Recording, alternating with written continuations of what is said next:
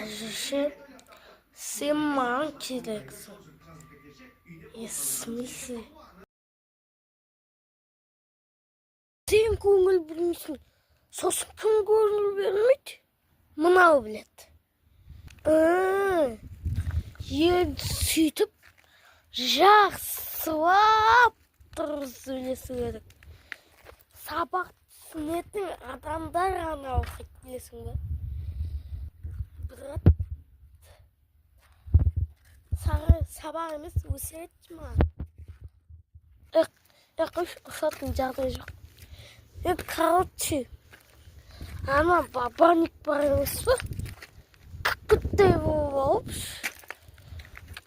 болып маған қарсы келді ғой, ана бабаник. О, қайбарда ма деп кетсейсіз. Ой, ана брачка ғой. Сен білмейсің ғой. Сол брачка деген қатай тұр, ма. Мен тоқтай бар ақша. Молодец.